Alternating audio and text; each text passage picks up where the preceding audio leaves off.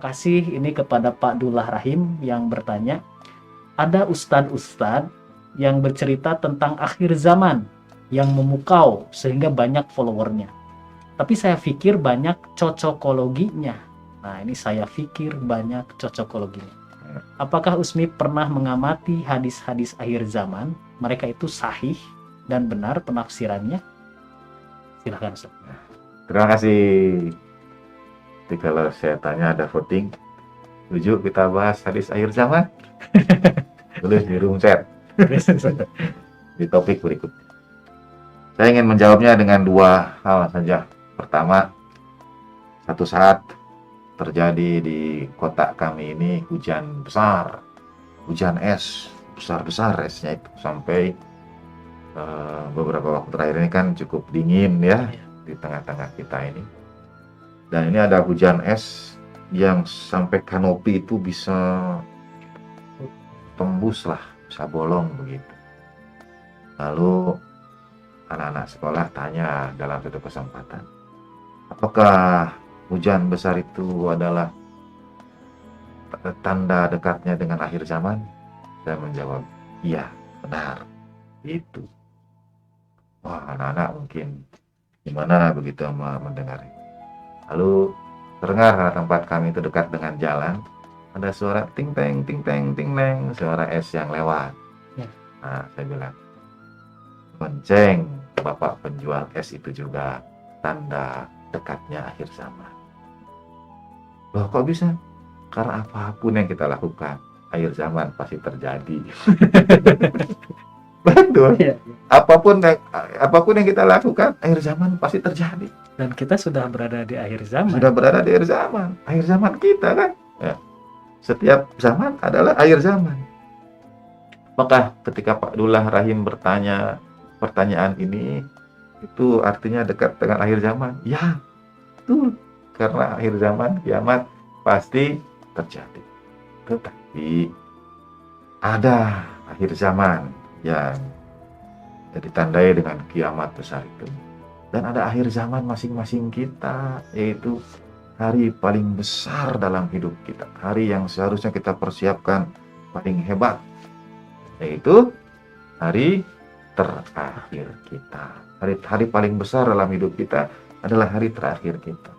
Dan boleh jadi itu datang sangat mungkin sebelum akhir zaman itu. Jadi lebih baik mana?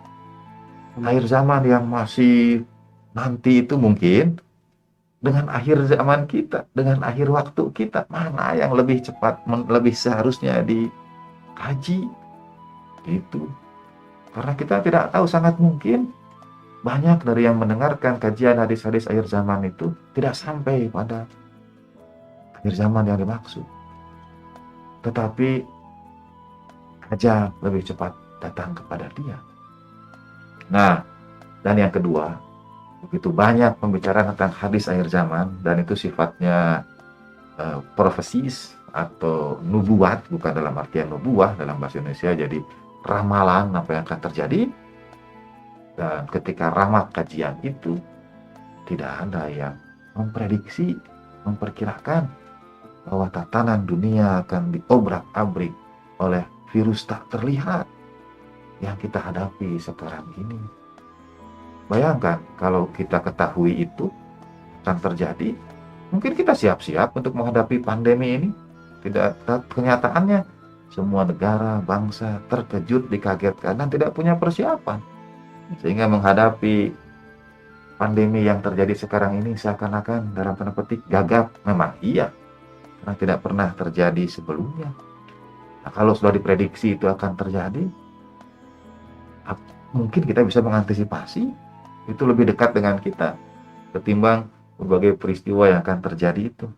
Dan saya kira agak berhenti juga itu trending pembahasan hadis akhir zaman, karena begitu dihadapkan pada pandemi ternyata belum pernah dibahas ini sebagai ciri-ciri akhir zaman. Karena konteks membahas hadis akhir zaman itu biasanya ini sudah dekat dengan kita, lihat ini sudah terjadi di sana, ini riwayatnya, ini sudah terjadi begitu, ini sudah dekat dengan tanda-tanda akhir zaman, dan seterusnya. Biasanya begitu. Karena itu muncul ketertarikan. Kalau akhir zaman yang dimaksudkannya masih panjang, jauh, nanti orang tidak begitu tertarik. Justru tertarik itu karena dianggap dekat. Dan karena dekat, tapi tidak terprediksi ini musibah pandemi kok tidak masuk padahal menyeluruh seluruh dunia.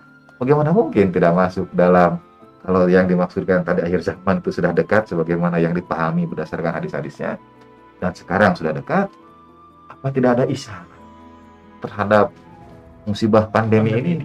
Buktinya dalam rekaman-rekaman akhir zamannya mungkin tidak ditemukan. Sebelum pandemi ya, sebelum pandemi mungkin tidak ada pembahasan tentang virus kecil karena tak terlihat, lebih banyak yang mengubah tatanan.